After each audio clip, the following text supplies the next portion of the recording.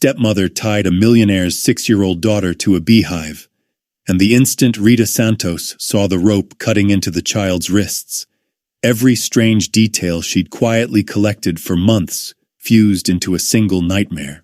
Isabella Wellington's scream tore through the back garden of the $12 million estate, a sound so sharp it seemed to split the air itself. But what made Rita's blood turn to ice wasn't the scream. It was Victoria Ashford's calm. The platinum-haired woman stood there in Prada sunglasses, checking the Cartier watch on her wrist, the way someone checks the time before a board meeting. "Please, Mommy Victoria," Isabella sobbed, twisting helplessly against the knots. "I'll be good. I promise." Victoria's expression didn't change. "Isabella, dear," she murmured, voice smooth and measured.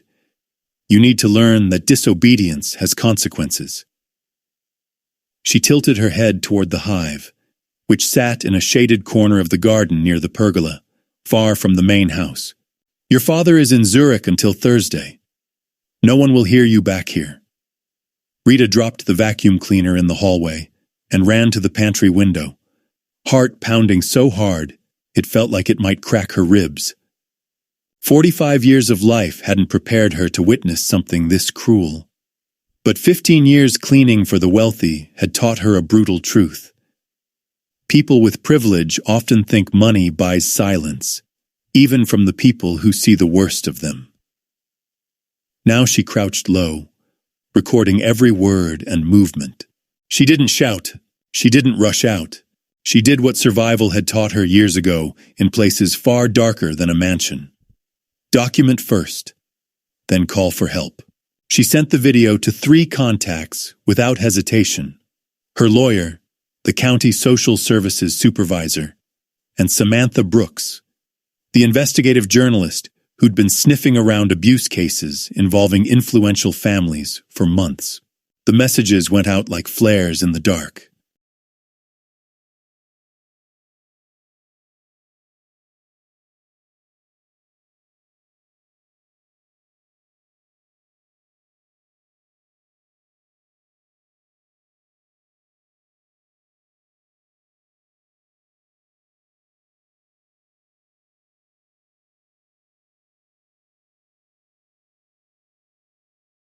Outside, Victoria paced around Isabella like a woman enjoying the slowest part of a cruel game. "You know why I'm doing this, don't you?" she asked, voice almost gentle. "Yesterday you told your father I was being mean to you." She leaned closer, smiling thinly. "Lies have prices." The hive behind Isabella trembled. Africanized bees were already restless from Victoria's footsteps and the human noise around their nest. Isabella cried uncontrollably, tiny body trembling so hard the pole shook with her. "I won't tell Daddy anything else," she choked out.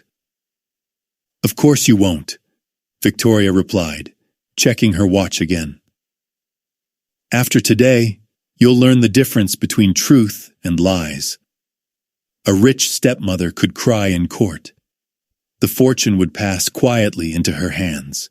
Rita felt her stomach twist as Victoria sprayed the mist near the hive, deliberately intensifying the agitation. "Do you know what spoiled children like you never learn?" Victoria said. "That the world doesn't revolve around what you want." The bees began pouring out in a thick, dark cloud.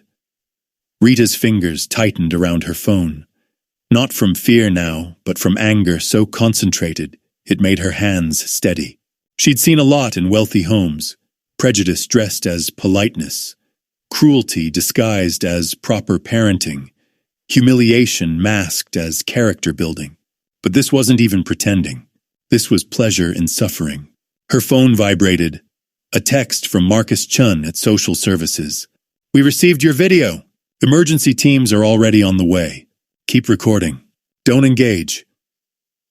Rita knew the timelines by heart. In a 6-year-old, a heavy bee attack could push into irreversible anaphylactic shock in 8 to 10 minutes. Victoria checked a timer on her phone. 15 minutes should be enough, she murmured, more to herself than to Isabella, like she was timing a dish in the oven. Then she pulled out a second spray with a different label, a concentrated lure designed to attract Africanized bees in bulk.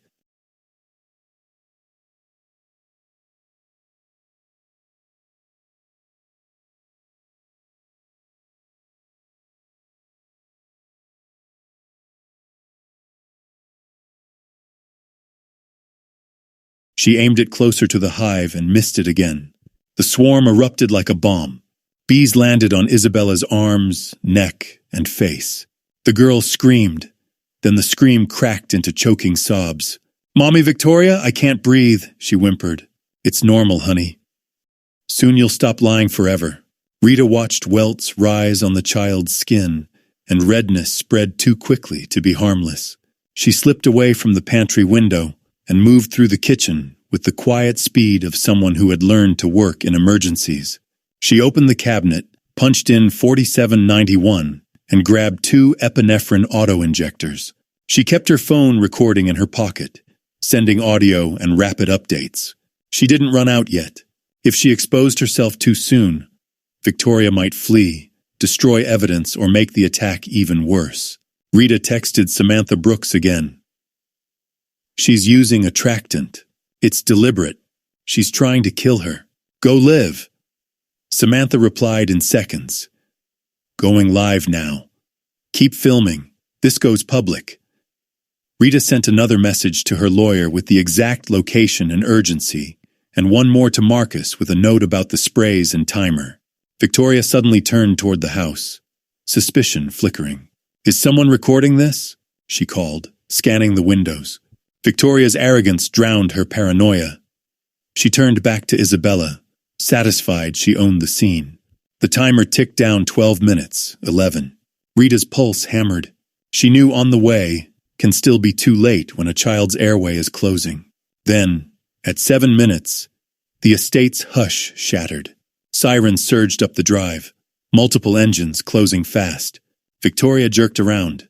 "What the hell?" she hissed, panic finally cracking her mask. Police cars, ambulances, and a fire truck swept through the gates, lights slicing across hedges. She had cleared the grounds so no one would witness her plan. And now a full emergency response was bearing down on her. A man's voice boomed from the garden path. "Moi, Isabella. Robert." Wellington's supposed to be in Zurich until Thursday burst into view, face white with horror. Rita had sent the video to his assistant, too. Within minutes of seeing it, Robert canceled everything, chartered a jet, and came home like his life depended on it. The moment he saw his daughter tied to a pole and covered in stings, his body seemed to fold in on itself. He shouted at Victoria. Victoria lunged toward him with a rehearsed gasp. "Robert, thank God." She wandered too close to the hive. "I was trying to chase them away." "Liar," Rita said, stepping out with an EpiPen, voice steady as iron. "You sprayed the hive. I recorded everything." Dr. Jennifer Walsh was already kneeling beside Isabella, injecting epinephrine and directing a team to brush bees away and monitor breathing. Isabella gulped air, still shaking, still terrified, but alive. Hundreds of thousands have watched her torture a 6-year-old and explain her motive. Victoria's face drained of color. "This is private property," she sputtered. Detective Marcus Chun held up a warrant. Attempted murder of a minor. Robert stood beside the ambulance stretcher, gripping Isabella's hand, horror and guilt warring in his eyes. "Victoria." Why, he whispered. Victoria's control collapsed into a shriek. "She's spoiled. She lied about me." She needed consequences. "You thought children don't matter when no one is listening. You were wrong." The rescue footage went viral before the ambulances even reached the hospital. Justice for Isabella surged everywhere and quickly became hotstock listen to children. People who had insisted abuse couldn't exist behind marble walls watched Victoria time a beehive attack like a recipe, and heard her say pain was a fair price for disobedience. Investigators pulled her purchases, the hidden camera she'd set up for her own pleasure, the attractant sprays, and her live confession into one airtight case. She accepted a plea deal to avoid the death penalty and was sentenced to 35 years without parole.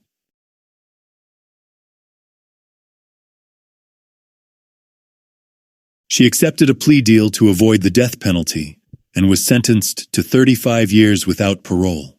Robert moved with Isabella to London for privacy and specialized therapy, and before leaving, he created a $50 million trust to fight child abuse with Rita as its director.